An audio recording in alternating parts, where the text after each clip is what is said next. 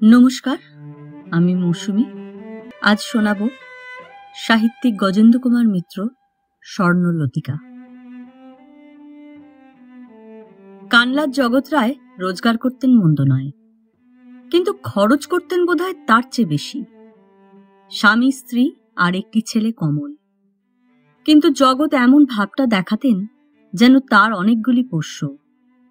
বাজারে গিয়ে যদি দেখলেন ভালো রুই কি ভালো ইলিশ, তৎক্ষণাৎ গোটাটা কিনে নিতেন। এরপর সেই মাছ রান্না হলে এত কি হবে বলে এর বাড়ি ওর বাড়ি পাঠিয়ে দিতেন। লোক না থাকলে নিজেই দিয়ে আসতেন। ফলে হঠাৎ যখন হার্ট অ্যাটাক হয়ে মারা গেলেন, তখন যাকে বলে শবদাহের মতো টাকা পর্যন্ত নেই এই অবস্থা। স্ত্রী চন্দনা গরিবের মেয়ে, মা বাবা বিশেষ কিছুই দিতে পারেননি।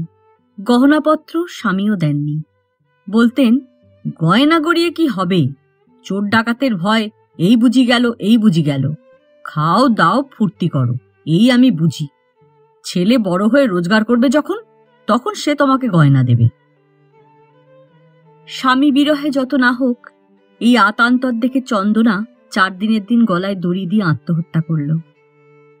ছেলেটা তখন সবে আইএ পরীক্ষা দিয়েছে, একটা টিউশনি করত, সেও সামান্য টাকা, শুধু কলেজের মাইনেটা তাতে হয়।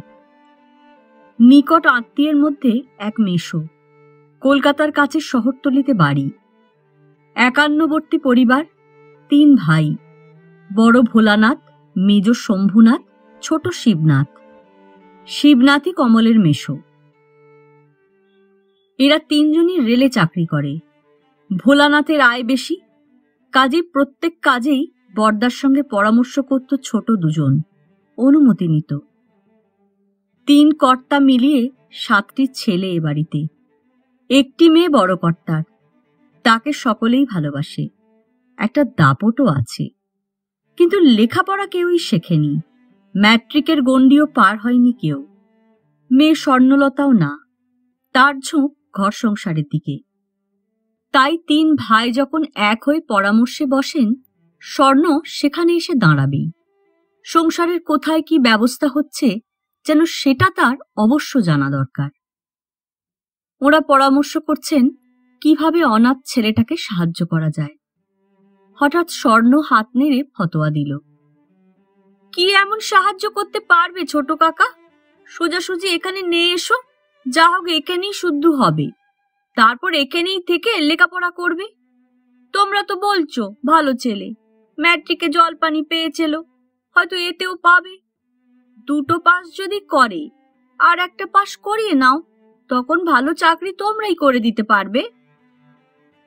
বড় কর্তা হেসে বললেন, বড় মা আমার সাক্ষাৎ অন্নপূর্ণা, তবে বুদ্ধিটা দিয়েছে মন্দ নয়, সেই ভালো। এই তো এতগুলো পাত পড়ছে সকাল বিকেল, একজন বাড়লে কেউ টেরও পাবে না। তাই যাও শিবু, ছেলেটাকে এখানে নিয়ে এসো। কথাটা যে শিবনাথের মাথায় যায়নি তা নয়, সংকোচে বাধছিল। তিনি খুশি হয়ে বললেন, হ্যাঁ ছেলেটা ভালো, যদি এদের পড়াশোনাটা একটু দেখিয়ে টেখিয়ে দেয়। স্বর্ণ ঝংকার দিয়ে ওঠে, রাখো দেখি ছোট কাকা, এবারের গুণধরদের কোনোদিন ও কম হবে না। মা সরস্বতীর সঙ্গে ঝগড়া, ওরা আঁচ করে আছে তোমরা ওই নেলোর কারখানায় ঢুইকে দেবে। কত যেন 18 টাকা 12 আনায় ঢুকবে আর একটা করে বে করবে। তুমিও যেমন। তার বলার ঢঙে সকলেই হেসে উঠল। মেজ কাকা বললেন, তা বড় মা, তুমিও তো ম্যাট্রিকটা দিচ্ছ না, শেষ অবধি পড়েও পরীক্ষাটা দিতে চাইছো না, পাসটা করে নিলে পারতে। কি হবে মেজকা, এই গরিবের সংসারে যেখানে যাব হাঁড়ি বেড়ি ধরতেই হবে। তার চেয়ে বরং মা কাকিরা খেটে খেটে মরছে, তাদের কাজে একটু মন দিলে তবু তাদের আসান হবে, আমারও কাজ শেখা হবে। বেচারি কমল এমনিতেই একটু লাজুক, তার উপরে এই অপরের দয়ার ভাত খাওয়া সংকোচের অবধি নেই। তার উপর বাড়ির অন্য ছেলেগুলি স্বর্ণর ভাষায় গুণধরের দল, বিদ্বিষ্ট হয়ে উঠল। কমল লেখাপড়া জানে, দেখতেও ভালো, ওদের সহ্য হওয়ার কথা নয়। বিশেষ যখন ইন্টারমিডিয়েটের ফল বেরোলো, বেরোবার সময় যত আসন্ন হয়ে আসছে, ততই কমল যেন আহার নিদ্রা ত্যাগ করছে। সেটা বাড়ির আর কারোর চোখে না পড়লেও স্বর্ণর চোখে পড়েছে। মস্ত বড় বাগান, তার কোন প্রান্তে লুকিয়ে বসে আছে, মুখ ফ্যাকাশে, বসে বসেই যেন কাঁপছে। সে স্বর্ণই খুঁজে বার করত। যেদিন বেরোবার কথা তার আগের দিনকেই কোন ভোরে উঠে পুকুরে মুখ হাত ধুয়ে একেবারে সেই কোন কোণে পাঁচিলের ধারে আমলকির গাছের আড়ালে দুঝাড় বাঁশও সেখানে খানিকটা আড়াল করে আছে। স্বর্ণ সেখানেও খুঁজে বার করল। বলি, তুমি পেয়েছোটা কি তাই শুনি? কত টাকা মাইনে দাও যে এই দাসী বাঁধি তোমার জল খাবার নিয়ে ত্রিভুবন খুঁজে বেড়াবে? তুমি তুমি না না, আমার খুব অন্যায় হয়েছে, অত বুঝিনি, কিছু মনে করো না বলে হাত জোর করতে যায়। ঢের হয়েছে, আর অত নিনু হতে হবে না। আর কি তোমার বুদ্ধি, আমার কাছে হাত জোর করবে কি? আমার চেয়ে বয়সে বড় না? তুমি আমার কাছে হাত জোর করলে আমার পাপ হবে না? খাবারের ছোট কাঁসিটা আর এক ঘটি জল পিছনে ছিল, যেন জাদু মন্ত্রের মতো বার করে বলল, নাও খেয়ে আমাকে কৃতার্থ করো। তারপর বলে, কাল রাত্রিরে সরু চাকলি হয়েছে, আর এত বেলা অবধি থাকে, নাল কেটে যাবে না? তুমি তুমি তাই বলে এখানে বই এনেছো? ছি ছি ছি। ছিছিটা কার পাও না, আমি এনেছি বলে? মুখ টিপে হাসে স্বর্ণ। না, তুমি বড্ড স্বর্ণ, তুমি জেনে বুঝে আমাকে আরো অপ্রস্তুত করো। আচ্ছা হয়েছে, এখন খাও দেখি, আমার বেশ তোর কাজ আছে, তোমাকে নিয়ে 7 পোর বেলা কাটালে তো চলবে না। বলতে বলতে নজরে পড়ল কমল ঘেমে নিয়ে উঠেছে, কপাল গলা দিয়ে দরদর করে ঘাম গড়িয়ে পড়ছে, গেঞ্জিটা পিঠের সঙ্গে লেপটে আছে একেবারে। ও মা, এ কি ছিষ্টি ছাড়া কাণ্ড! এমন হাওয়া দিচ্ছে চারদিকে, আর তুমি বসে বসে নিয়ে উঠলে? পরীক্ষার ফলের জন্য এত ভয়? সবাই তো বলছে তুমি জল পানি পাওয়া ছেলে, তবে এত ভাবনা কিসের? তুমি এত ভীতু, এই যে দেখছি মেয়ে ছেলের অদম। বলতে বলতে মাটির ওপরই হাঁটু গেড়ে বসে পড়ে আঁচল দিয়ে ওর কপাল গলা বুকের যতটা দেখা যায় মুছিয়ে দেয়। খপ করে হাতটা ধরে ফেলল কমল। এ কি করছো স্বর্ণ? এমনিতেই তোমার কাছে ঋণের অন্ত নেই। খুব গম্ভীর মুখ করে স্বর্ণ বললে, তুমি আমার হাত ধরলে যে বড়, লোকে জানলে কি বলবে? আমি আইবুড়ো মেয়ে না? এবার কমলের কথা জড়িয়ে যায় একেবারে। আমায় এবারটি মাফ করো, খুব অন্যায় হয়ে গেছে, আর কখনো। মাফ করতে পারি যদি এখনই তাড়াতাড়ি খেয়ে নিয়ে আমাকে ছুটি দাও। নাও হাত বাড়াও, তাড়াতাড়ি, চটপট, নইলে। একরকম গোগ্রাসেই গেলে কমল, শুধু রুদ্ধ গলায় বলে, তুমি আবার এত ছিষ্টি করে জলও এনেছো? নইলে ওগুলো গলায় নামবে কি করে? একে নাকি তোমার জন্য এখন কুয়ো কাটতে বসবো নাকি? খাওয়া হলে সাগুড়িয়ার গেলাস হাতে করে উঠে আর সামলাতে পারে না স্বর্ণ। বলে, তুমি কি মেয়ে ছেলের অদম, অত ভয় পাও কার জন্য? আর হাত জোর করা আমার কাছে? কি রকম পুরুষ তুমি! যাই হোক, আবার যেন ভাতের থালা নিয়ে এখানে আসতে না হয়, মনে থাকে যেন, নইলে তোমার কীর্তি ফাঁস করে দেবো। পরের দিনই পরীক্ষার ফল বেরোবার কথা। শিবু নিজের মান্থলি টিকিটখানা বাড়িয়ে কমলকে বলেন, কাল শেষ রাত্রিরে রেজাল্ট টাঙিয়ে দেবার কথা, তুমি এই লোকালটায় গিয়ে রেজাল্ট দেখে এসো, আমার না হয় একটু আপিস যেতে দেরিই হবে। কমল সঙ্গে সঙ্গে ঘেমে নিয়ে উঠেছে, টিকিটটা হাত বাড়িয়ে নিতে গিয়ে থরথর করে হাত কাঁপছে। স্বর্ণ পিছনেই ছিল, ওর অবস্থা বুঝেই প্রায় সঙ্গে সঙ্গে এসেছে।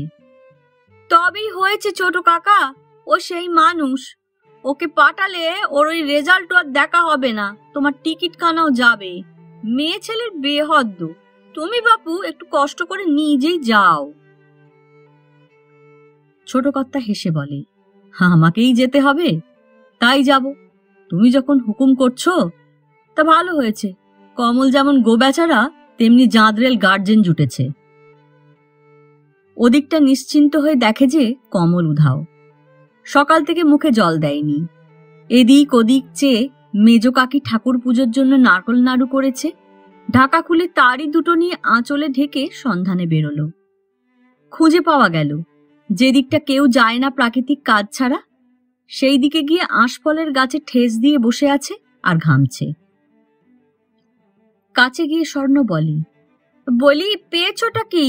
আমাকে কি কেনা বাঁধি পেয়েছো যে 4 বেলা হারানো গরুর মতো খুঁজে বার করে তাকে খাওয়াতে হবে? তুমি তুমি অত কষ্ট করো কেন স্বর্ণ? সত্যি বলছি, খিদে আমার পায়নি তাই। এক তো অন্যায় করেছো, তার উপর আবার মিথ্যে কথা। কাল রাত্রি এত কটা ভাত মুখে তুলে হাত গুটিয়েছো, তাকে আমি দেখিনি? ঢের হয়েছে, এখন দয়া করে এ দুটো খেয়ে নিয়ে আমাকে উদ্ধার করো। আবার কাউকে যেন বলনি এ আমি লুকিয়ে এনেছি।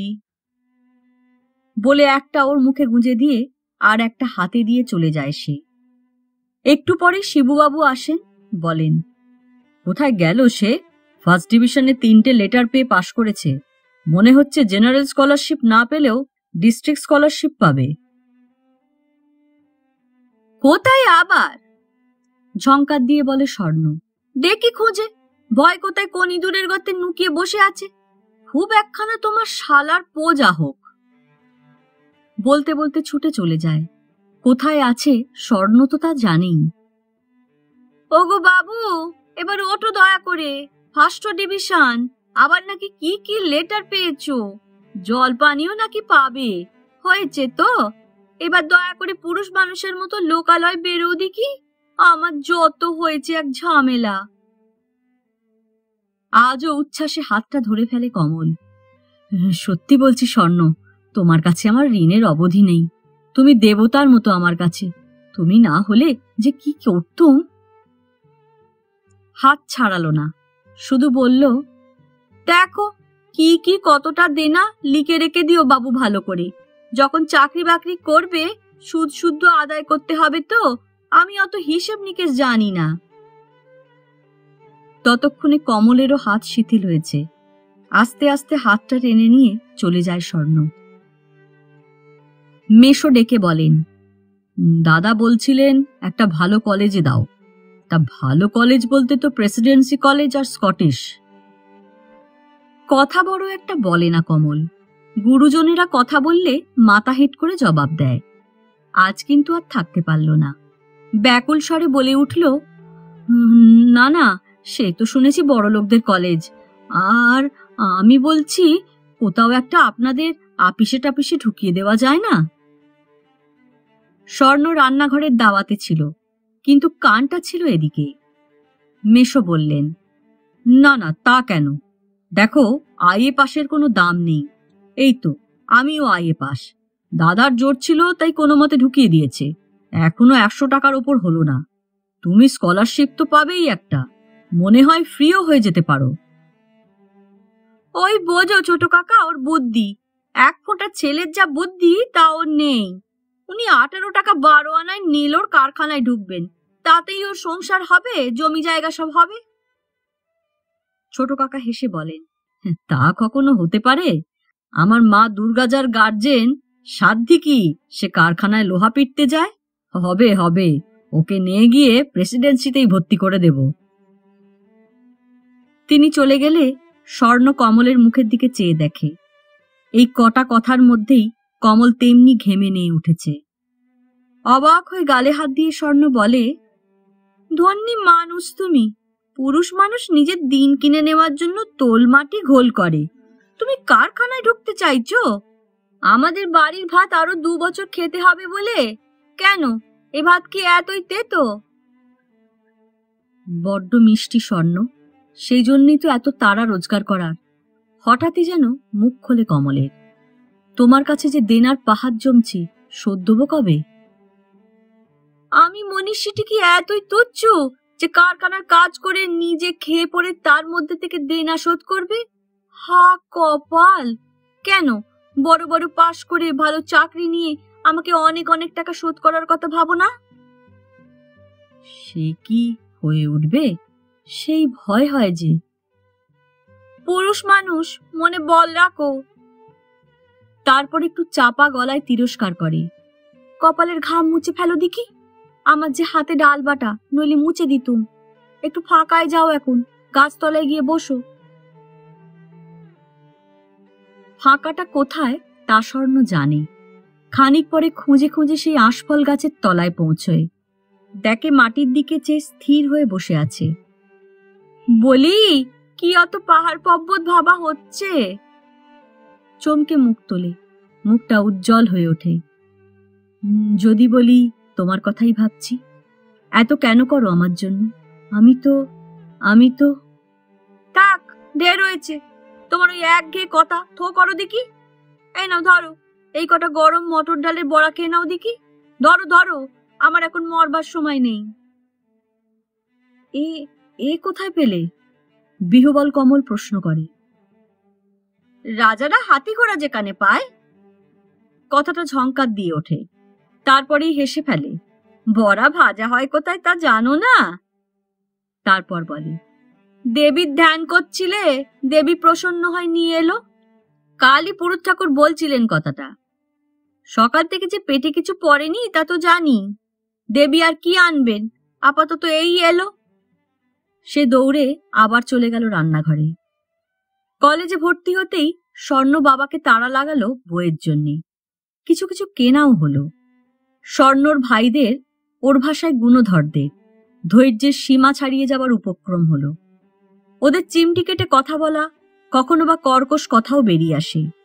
খুব চেঁচামেচি করার পর হয়তো একজন আর একজনকে বলে, ওগো, তোমরা অত চেঁচিও নি, মহাদেবের ধ্যান ভঙ্গ হবে। সেই জন্যেই এদের ঘুম ভাঙার আগে বই নিয়ে বাগানের পিছন দিকে একটু নির্জন স্থানে বসে পড়া ও লেখা দুই কাজই চালাতো। কিন্তু সেটাও অসহ্য হবে বই কি গুণধরদের। একদিন একজন এসে, হোগো বাবু, উঠে এসে জল খাবারটা খেয়ে নে, কেতাত্ত করো, মা কাকিমাদের রেহাই দাও, বলে ডেকে নিয়ে গেল। জল খাবার আর কি, হালকা হাতে তেল মাখা মুড়ি আর লঙ্কা, তার সঙ্গে কখানা বাতাসা। কাজেই খেতে একটু দেরি হবেই।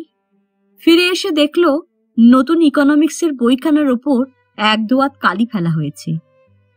চোখে জল এসে গেছে, তবু স্বর্ণ পাছে দেখে ফেলে রসাতল কাণ্ড করে। এই ভয় তাড়াতাড়ি মুছবার চেষ্টা করছে। কি দিয়ে মুছবে ভেবে না পেয়ে অসহায়ভাবে এদিক ওদিক চাইছে। স্বর্ণ এসে হাজির। আমি ঠিক জানি ওদের এত আত্মি কেন জল খাওয়াবার। দাঁড়াও, বাবাকে বলে ওদের কি খোয়ার করি দেখো না। বলতে বলতে নিজের আঁচলেরই এক প্রান্ত দিয়ে সযত্নে মুছে দিল বইখানা। আরে আরে, করো কি? শাড়িটা নষ্ট হয়ে গেল যে। হ্যাঁ, তোমার ওই 1 পয়সার 6 বড়ি কালি, ও কলা বাসনার খাড়ে দিলেই উঠে যাবে। এ তো ইচ্ছে করেই করলুম। মা, মেজো কাকি, এদের দেখাতে হবে তো। স্বর্ণ চলে গেলে কমলের একটা ইংরেজি কথা মনে পড়ে গেল, গার্জিয়ান এঞ্জেল। বলা বাহুল্য, কর্তারা বাসায় ফিরলে গুণধরদের যথেষ্ট লাঞ্ছনা হলো। বড় কর্তা বলে দিলেন, ফের যদি কোনোদিন শুনি তোরা ওর পেছনে লেগেছিস তো সব কটাকে বাড়ি থেকে দূর করে তাড়িয়ে দেব। ভিক্ষে করে খেতে হবে। লজ্জা করে না তোদের? বসে বসে 4 বেলা খাচ্ছিস, না লেখাপড়া, না কোনো রোজগারের চেষ্টা, শুধু পরের অনিষ্ট করার ধান্দা। তাতেও হলো না স্বর্ণর। বাবার আপিসে খাতা বানাবার জন্য রিম রিম কাগজ আসে, তার উপরে মোটা কাগজ ঢাকা থাকে। তাই দুটো আনিয়ে কমলকে বলে, নাও, ছোট কাকি সেলাই করে, তার কাছে বড় কাঁচি আছে, চেয়ে নিয়ে এসে এসব বইয়ে মলাট দিয়ে নাও। রাসের মেলা এসে পড়ল। অনেক আত্মীয় সেই উপলক্ষে এলেন। এমন প্রতিবারই হয়, লোক এত আসে। শুধু আত্মীয় নয়, কুটুমরাও আসে। কোথায় কাকে শুতে দেবে তাই ভেবে পায় না ওরা। প্রথম ধাক্কা আসতেই স্বর্ণ বললে, দেখো বাপু, সাপ সাপ কথা বলি দিচ্ছি, এই যে আসতে শুরু হলো, কত যে আসবে তা জানি না। মা কাকিরা হিমশিম খেয়ে যাবে, তাদের সঙ্গে নিয়তক থাকতে হবে। এই কটা দিন নিজে গিয়ে খাওয়ার সময় খেয়ে এসো, নইলে আমার মন ছটপট করবে, অথচ আসতেও পারবো না। হঠাৎ যেন আঁতকে ওঠে কমল। কদিন তোমাকে দেখতেই পাবো না। মুখটা যেন কেমন হয়ে যায় ওর। ও মা! অবাক হয়ে গালে হাত দেয়।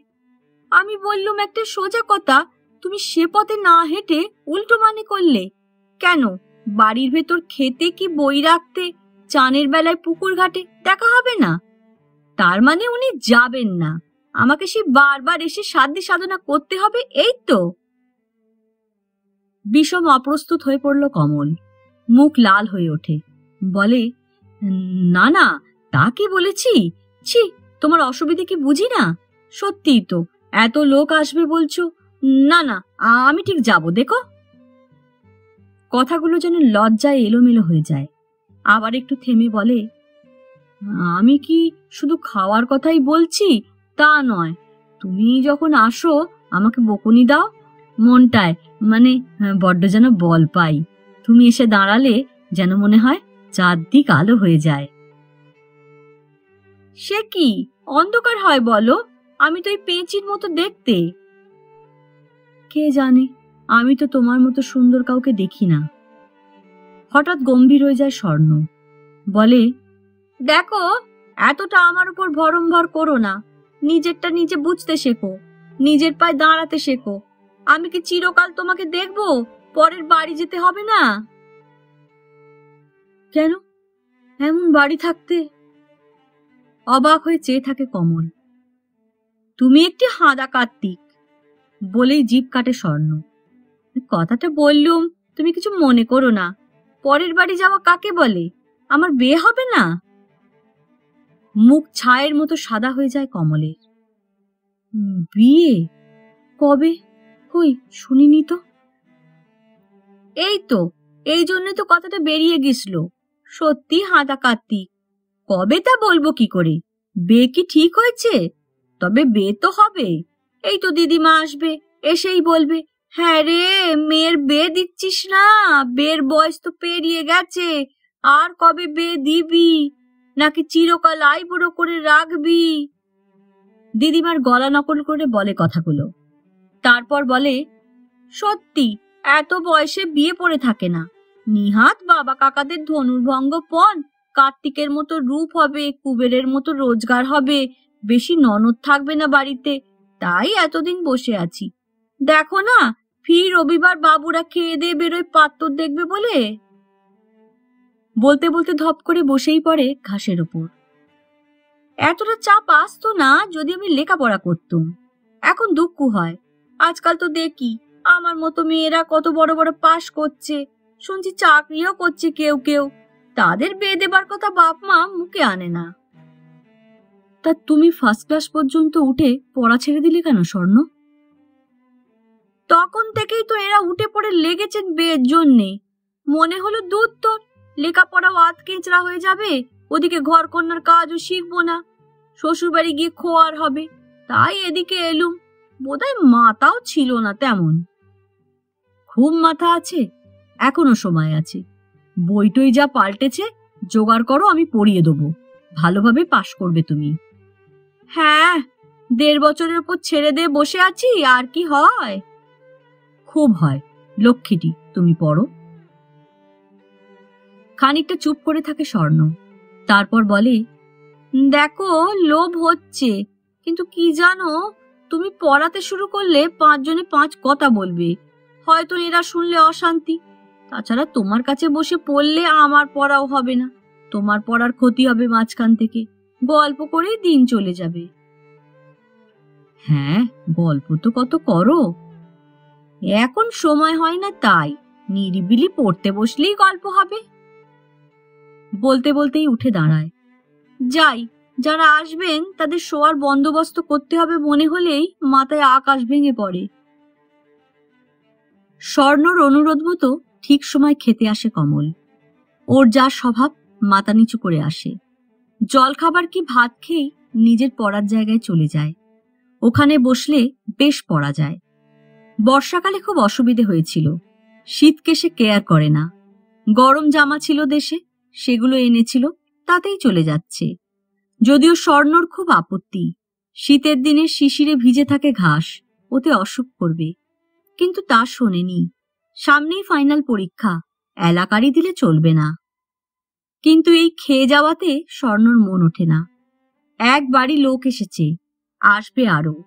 কর্তারা পুকুরে মাছ ধরেছেন, এর মধ্যে যখন মাছ ভাজা হচ্ছে, ওর মধ্যেই দুখানা ভালো দেখে তুলে একটা কাগজে মুড়ে নিয়ে একবার বোঁ করে উল্টো পথে ঘুরে এসে কমলের কাছে পৌঁছলো।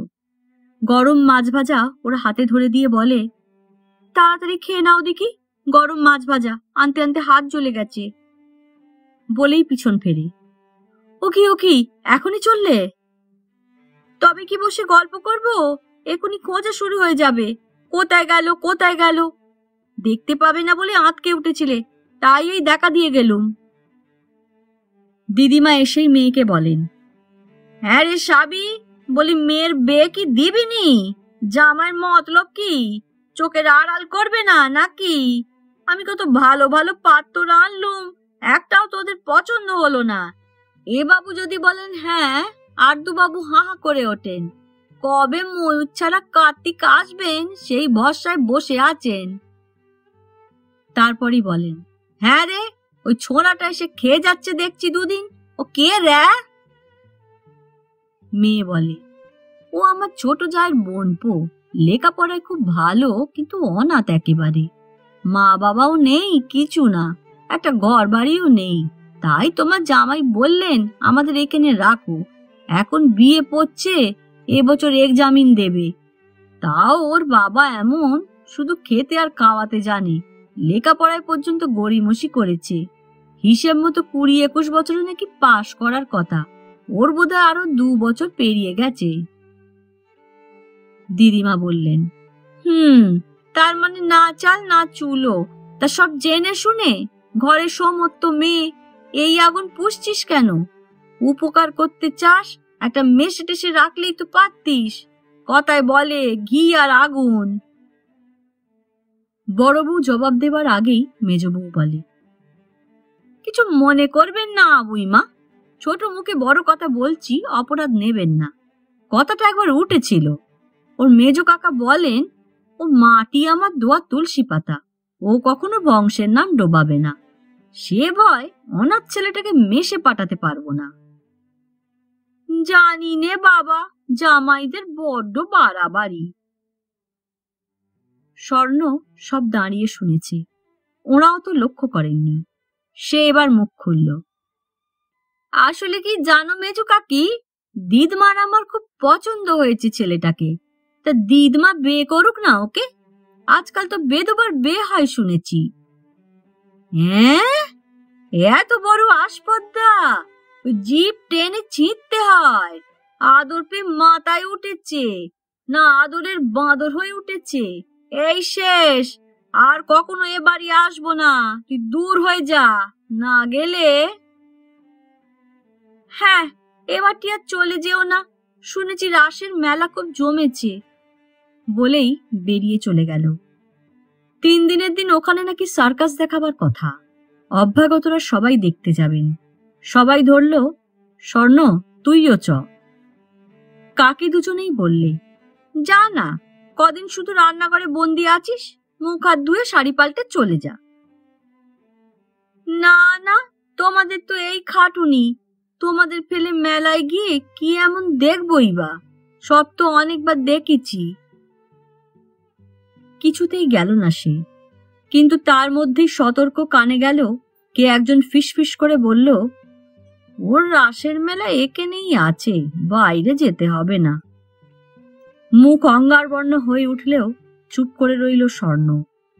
তারপর কে কি একটা ফরমাস করতেই ছুতো করে বেরিয়ে গেল। কার্তিক মাস, সকাল করে সন্ধ্যা হয়। বাগানে বসে পড়া যায় না, সেজন্য একটা নিভৃত জায়গা বেছে দিয়েছে স্বর্ণই। ওদিকে সিঁড়ির নিচে একটা জায়গা, সেখানেই হারিকেন বা পিদিম যেদিন যা জোটে তাই জেলে পড়ে। স্বর্ণ গিয়ে বলল, এই যাও তো, রাসের মেলা দেখে এসো দেখি। না, ও আমার ভালো লাগে না, এখন এক্সামিনের পড়া। যাও বলছি, নইলে অনর্থ করব। অর্থ একটা আছে বলেই বলছি, যাও, জামাটা গায়ে চড়িয়ে চলে যাও। তারপর যেতে যেতে বলে, চুলটা একটু আঁচড়ে নিও, পাখির বাসা হয়ে আছে। অগত্যা উঠতে হলো, মেলায় যেতেও হলো। কিছুক্ষণ পরে যখন ঘরে ফিরল, ছোট কাকি বললেন, ও মা, কি ভাগ্যি, তুই মেলায় গেছলি, আর সবাই বলে ঘর কোনো, তা কি দেখলি? কি আর দেখবো, সবই তো একঘেয়ে। আমাদের ওখানে হতো, এত জাঁক নেই, তবু সেও তো একই রকম। মেজ কাকির বোন এসেছিল মেলা দেখতে। তাদের ওখানে বুঝি এই রাস শেষ হলে একটা ভাঙা রাস হয়। সে চেপে ধরল, তুই আমার সঙ্গে চ, আমার শ্বশুরবাড়ি এই তো কাছেই, এক কোষও হবে না, এই গড়গড়েতে। আমার সঙ্গে কাল সকালে যাবি, তার পরের দিন আমি নিজে এসে সকালবেলা পৌঁছে দিয়ে যাব। যত রকমে পারলো স্বর্ণ এড়াবার চেষ্টা করলো, কিন্তু সেও নাছোড়বান্দা। এমনকি তার শাশুড়িও যখন হাত ধরে মিনতি করলেন, তখন আর না করা গেল না। মা শুদ্ধ তিরস্কার করলেন, অমন করে বলছেন, গুরুজন, তোর অত কিসের জেদ, অত ঘর কোনো থাকা ভালো না। সেই রাত্রিরেই এক ফাঁকে বলে এলো কমলকে, দুদিন আমি থাকবো না, তাই বলে যেন খাওয়া দাওয়া বন্ধ করনি, সময় মতো খাওয়া দাওয়া করো। তুমি থাকবে না? কেমন একটা ভাঙা আওয়াজ গলায়। ও মা, তুমি যে একেবারে কেঁদেই ফেললে দেখতে পাই। অমশাই, আমি কোনো দূর দেশে যাচ্ছি না এমন, এই কাছেই গড়গড়ে, এক কোষ রাস্তাও পুরো নয়, কাল পরশু তরশু ভরেই চলে আসব। চুপ করে থাকে কমল। যেমন ওর স্বভাব, দেখতে দেখতে কপালে ঘাম জমে ওঠে এই হেমন্তের দিনেও, মুখে অসহায় ভাব। আচ্ছা, তুমি কি করছিলে? আমি কি চিরকাল তোমার খবরদারি করব নাকি? আমি যখন পরের বাড়ি চলে যাব তখন নাওয়া খাওয়া ত্যাগ করবে, নাকি ভাবছো আমি শ্বশুর বাড়ি থেকে এসে পেত্তহ দেখে যাব তোমার খাওয়া দাওয়া হচ্ছে কিনা? যেতে যেতে আবার ফিরে আসে, বলে, দেখো একটা কথা বলি, সামনে এক্সামিন, গুণধররা তোমার পেছনে লাগবার জন্য বেশ একটা দল পাকিয়েছে। আমারই মেজো ভাই পালের গোদা, তুমি একটু ওকে হাত করে নাও। তুমি তো চিরকালই মিনমিনে নিনু হয়েই আছো, নইলে বলতুম চোটপাট করতে।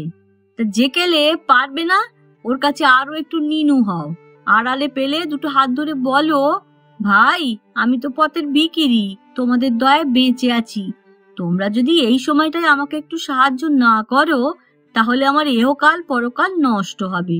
এখন তুমি আমাকে একটু দয়া করো, দেখবে এক মন্তরে সব বশ হয়ে যাবে। ও গোয়ার গোবিন্দকে তো আমি চিনি, খোসামত করলেই গলে যায়। কোনো মতে পরের দিনটা কাটলো। দ্বিতীয় দিনে আর থাকতে পারল না। এই প্রথম মনে হলো কমলের যেন বুকের মধ্যে হাঁপ ধরছে। সন্ধ্যার বেশ খানিকটা পরে হঠাৎ উঠে দাঁড়ালো কমল। বই খাতা গুছিয়ে রেখে একটু ইতস্তত করে কেলোকে খুঁজে বার করল। গতকালই স্বর্ণর মন্ত্রে কেলো বশ হয়েছে। একেবারে ওকে বুকে জড়িয়ে ধরে বলেছে, তুমি নির্ভাবনায় পড়াশোনা করো, কেউ যদি কিছু রগড় করতে আসে তোমাকে নিয়ে, আমি তার রগড় বার করে দেব। কমলকে অসময় উঠে আসতে দেখে সেই জিজ্ঞাসা করল, কি হলো, তুমি এমন সময় বই খাতা রেখে বাড়ির মধ্যে ঘুরে বেড়াচ্ছ? বড্ড মাথাটা ধরেছে মেজদা, আমার কখনো এরোগ ছিল না, কি জানি চোখটা বেগড়ালো কিনা। ছাই বেগড়ালো? 24 ঘন্টা বই খাতায় মুখ গুজরে থাকলে মাথা ধরবে না? যাও দেখি, খোলা হাওয়া একটু হনহন করে হেঁটে এসো দেখি, মাথা ছেড়ে যাবে। যাব, তাই যাই। হ্যাঁ, বেশ খানিকটা হেঁটে এসো, এখনই ঘরে সে দিও না, বরং গলায় একটা কিছু জড়িয়ে যাও। হন হন করেই হাঁটল কমল। পথ ঠিক চেনে না, তবে মোটামুটি বাড়িতে যা বলা বলি করছিল তাতে কোন মুখে যেতে হবে তার একটা আন্দাজ ছিল। খুব জোরে গিয়েও বেশ খানিকটা দেরি লাগলো। দু একজনকে জিজ্ঞাসাও করতে হলো, সেও বিপদ, আগেই জিজ্ঞাসা করে আপনার নিবাস, কাদের বাড়ি যাবেন, এইসব। যাই হোক, পৌঁছলো এক সময়। পূর্ণিমার বেশ কদিন গেছে, তাই রক্ষে। অন্ধকার আছে। মাঝারি বাড়ি, কিন্তু অনেকখানি বাগান, একটা গেটও আছে। সেই দিকে পা টিপে টিপে যাচ্ছে। যেতে যেতেই মনে হলো দেখবে কি করে, বাড়িতে গিয়ে জিজ্ঞেস করলে তো হইচই বেঁধে যাবে। ফিরবে ভাবছে, হঠাৎ অন্ধকারে সেই কণ্ঠস্বর ধ্বনিত হলো, ফিরছ যে? চমকে উঠল প্রথমটা, তারপর আশ্বস্ত হলো। কাছে এগিয়ে আসতে চাপা অথচ তীব্র কণ্ঠে স্বর্ণ বলে উঠল, তুমি এলে কেন? আমার লাঞ্ছনা করতে? তুমি কি পাগল? এর মধ্যেই দেখল অন্ধকারে দেখতে অভ্যস্ত ওরা। ঘামে কাপড় জামা সব ভিজে গেছে, তবু কোমল হলে চলবে না। না মানে খুব অন্যায় হয়েছে স্বর্ণ, সত্যি আমার অন্যায়, আমি চলে যাচ্ছি। আমি তো জিজ্ঞেস করেছি এলে কেন? অন্যায় করেছি বললেই 7 খুন মাফ হয় না। সত্যি বলছি, আমি মানে তোমাকে না দেখতে পেয়ে কি যে হলো, এক বন্য পড়া মাথায় গেল না। সারাদিন ভেবেছি সেই আমের সময়, যখন আমার কথা মনে পড়ে তুমি আম খাইয়ে গেছো। আবার হাত ধোবার জলটি পর্যন্ত ভুল হয়নি। লুকিয়ে আম সত্ত্ব দিয়ে গেছো, গরম পরোটা হচ্ছে বাড়িতে, আঁচল চাপা দিয়ে নিয়ে এসেছো। ভাবতে ভাবতেই মনটা তোমাকে দেখবার জন্য যেন আকুলি বিকুলি করে উঠল।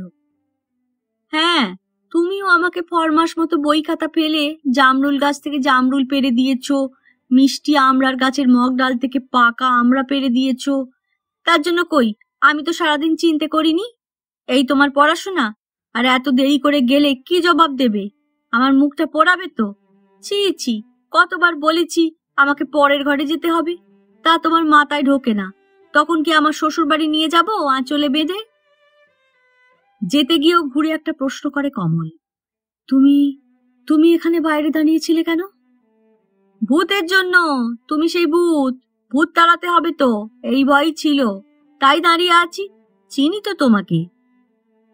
মাথা নিচু করে প্রায় দৌড়ে চলে যায় কমল।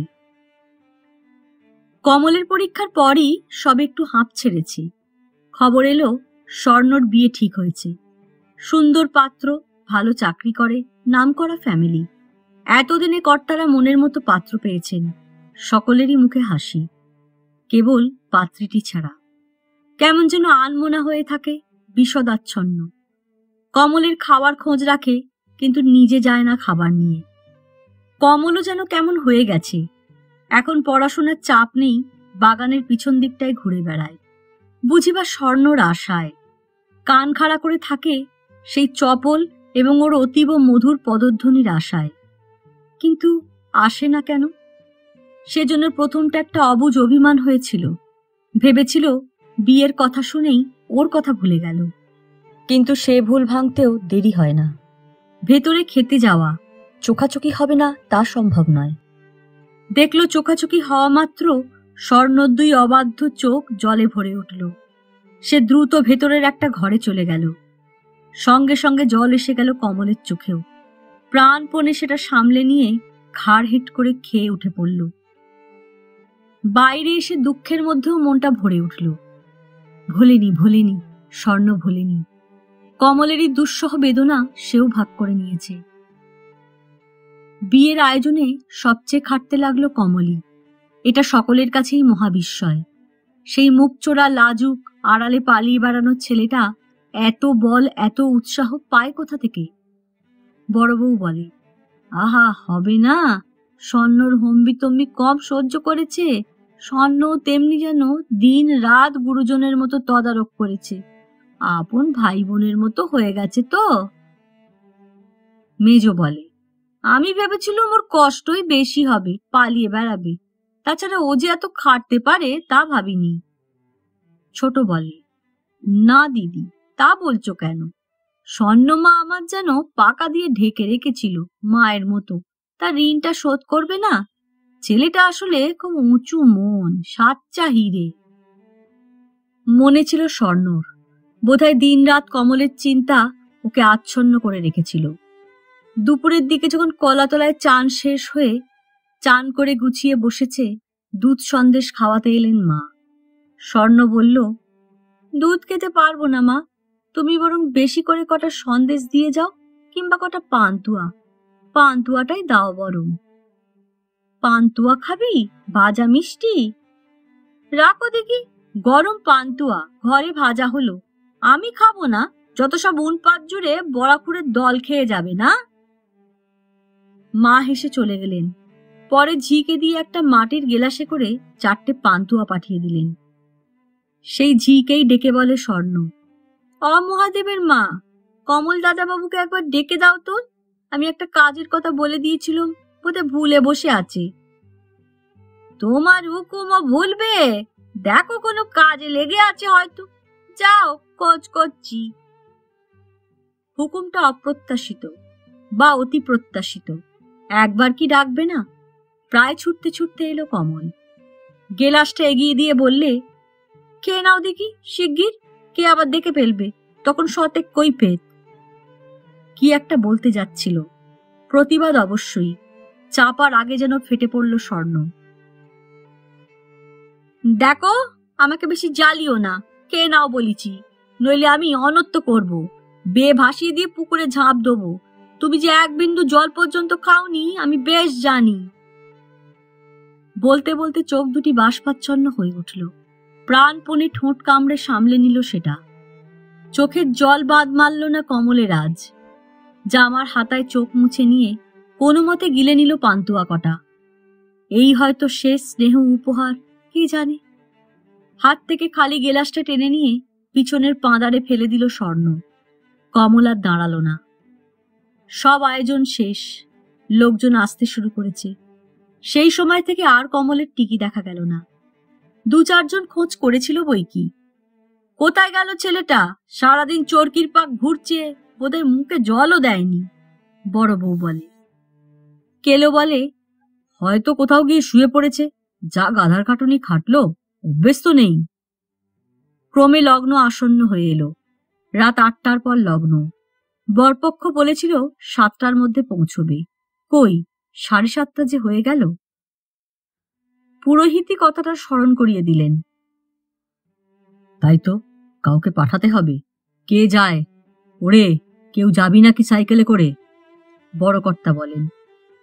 ঠিক 8টায় ও পক্ষের এক লোক সাইকেলে করে এসে পৌঁছল। কি ব্যাপার, বর কই? সকলেরই এক প্রশ্ন। তিনি অন্যদিকে মুখ করে বললেন, হরিসাধন গা ধুতে গিয়ে পা পিছলে পড়ে গেছে, বোধহয় হাড় ভেঙেছে, খুব যন্ত্রণা, ডাক্তার এসেছে, বে হবে না। বে হবে নাকি? দোপড়া মেয়ে হয়ে যাবে। পুরোহিত বিধান দিলেন, তা না হয় একটা মোটর গাড়ি জোগাড় করে আমরা মেয়েকে নিয়ে যাই, ওইখানে উচ্ছুক হয়ে যাক, এই তো 4-5 মাইলের বাড়ি। সে লোকটি তেমনি অন্যদিকে মুখ করে বলল, না, এ বে হবে না। বরের মা বলেছে অপয়া মেয়ে, বিয়ে হলে নিঘাত একটা বড় লোকসান হতো, এ তবু ছোটখাটোর ওপর দিয়ে কেটে গেল, ওর আকুশি মেয়ে। বলে সাইকেল চড়ে তীর বেগে চলে গেল। তাহলে এখন বর চাই। কে আছে তেমন আইবুড়ো? দেখা গেল তেমন কেউ নেই। গড়গড়েতে যজ্ঞেশ্বর আছে, বউ মরে গেছে, এখন আবার বিয়ে করতে চায়, তবে বয়স বেশি নয়, মোটে 40। দেখো, চাও তো বলো, তোমাদের স্বঘর, অসুবিধে হবে না। পোর্ট কমিশনে চাকরি করে, আর এ তো সব চেনা। একটা ছেলে আছে, তাকে ঠাকুমা মানুষ করছে। অক্ষয়বাবু খবরটা দিলেন। দোজবরে, দোজবরে এত আদরের মেয়ে, আর কেউ নেই? কথাটা তুলল মহাদেবের মা। বাবুরা, একটা কথা বলবো, আমাদের কমল দাদা বাবুর সঙ্গে বসিয়ে দাও না, জানা শুনো সোনার চাঁদ ছেলে। কমল, ওরা যে ভাই বোনের মতো।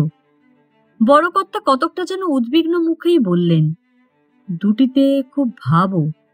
অবশ্য হ্যাঁ, আপন ভাই বোন নয়, খুঁড়তুতো জাটতুতোও নয়। ঠিক বলেছে মহাদেবের মা, আমাদেরই মাথায় ঢোকেনি।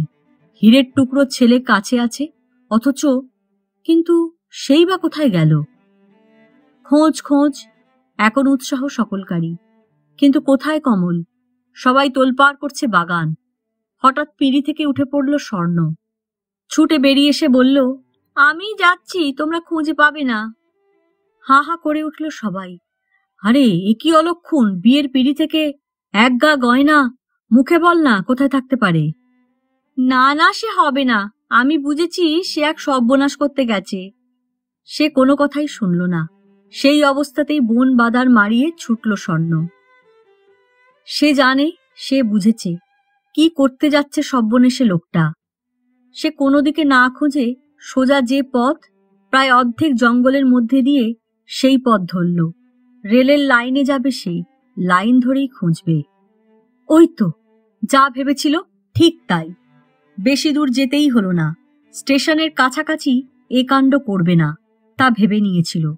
ওই তো, লাইনের গা ঘেঁষে দাঁড়িয়ে আছে একেবারে। এই সময় বড় মেল ট্রেন একখানা আসার কথা, আসছেও তো। সার্চ লাইটের আলো দেখা যাচ্ছে, এক্ষুনি এসে পড়বে। হে ঠাকুর, পায়ে বল দাও, আর একটু। প্রাণপণেই বাকিটুকু ছুটল। পা কাঁপছে থরথর করে, গলা শুকিয়ে কাঠ, বেনারসিখানা ভিজে লেপটে গেছে গায়ের সঙ্গে। আরও এই জন্যেই ছুটতে দেরি। প্রায় কাছাকাছি এসে পড়েছে গাড়ি। পেছন থেকে একেবারে সব দ্বিধা দূর করে জড়িয়ে ধরল। সব বনেসে ছেলে, এই কথা মনে ভেবেছিলে? ভেবেছ আমি আজ করতে পারবো না? আরে এ কি কাণ্ড! এই পোশাকে চলে এসেছো? আমি আমি তো কিছুই বুঝতে পারছি না। বুঝতে হবে না, ঢের হয়েছে। চলো দেখি, আমি আর চলতে পারছি না, ভালো করে ধরো। কিন্তু বিয়ে এখনো হয়ে যায়নি। সেই সময়টুকু পেরিয়ে গেছে, তাই হিসেব করছিলে না? ওগো ঠাকুর, তুমি না গেলে আমি বিয়ের পিঁড়িতে বসবো না, তা সে যে যাই বলুক। কতকটা আচ্ছন্নের মতোই কমল সেই বহু ঈপ্সিত তনুলতা সযত্নে ধরে নিয়ে চলল অতি পরিচিত বাড়ির বিবাহ সভার দিকে। আবার আনন্দ কোলাহল উঠল, শাঁখ বাজল, উলুধ্বনি উঠল। স্বপ্নের মধ্যে দিয়ে কমলের বিবাহটা হয়ে গেল। তাকে যে কোনোদিন নতুন গরদের ধুতি চাদর পরে চন্দন চর্চিত হয়ে বিয়ের মন্ত্র পড়তে হবে, সে কি স্বপ্নেও ভেবেছিল? ওর মধ্যে কে একজন চন্দন পরিয়ে দিলে নিজের আঁচলে ঘাম মুছে নিয়ে, বোধহয় ওর মাসি, টোপর পরিয়ে দিলে মাথায়। সম্প্রদান শেষ করে এসে প্রসন্ন মুখেই বড়কর্তা বললেন, হ্যাঁ সত্যি, হাতের কাছে থাকতে আমরা কি না কালটাই হলুম বর দেখে দেখে। মেজকর্তা চিরদিনই বিষয়ী মন বললেন, ওকে ওই বাগানের দক্ষিণ পূর্ব কোণে একটা জমি বার করে রেজিস্ট্রি করে দিই, কি বলো? ওইখানে একটু 2 কামরা ছোট বাড়ি একটা। তুমি একটা চাকরি দেখো এবার। বড়কর্তা বললেন, না, আমি ভাবছি যদি তোমাদের মত হয় এমএটা পাশ করিয়ে নি। ভালো ছেলে অনায়াসে পারবে, তাহলে অনেক ভালো কাজ পাবে। বাসর ঘরে চুপি চুপি কোণে বরকে বললে, এসব চুকে যাক, দেখো না কি খোয়ারটা করি তোমার। বিয়ের আগেই আমাকে বেদবা করতে বসেছিলে। কি সর্বনিশ লোক রে বাবা! আমার বুকের কাঁপুনি এখনো থামছে না। এই গল্প এখানেই শেষ। গল্প পাঠ ভালো লাগলে একটা লাইক দিয়ে যেতে ভুলবেন না। যারা এখনো আমার চ্যানেলটা সাবস্ক্রাইব করেননি তাদের সকলের কাছে আমার অনুরোধ, প্লিজ আমার চ্যানেলটা সাবস্ক্রাইব করে নেবেন। পাশে যে বেল নোটিফিকেশনটা আছে সেটা অবশ্যই প্রেস করে দেবেন। শেয়ার করবেন, কমেন্টস করে জানাতে ভুলবেন না কিন্তু আপনাদের কেমন লাগলো। আজকের মতো নমস্কার।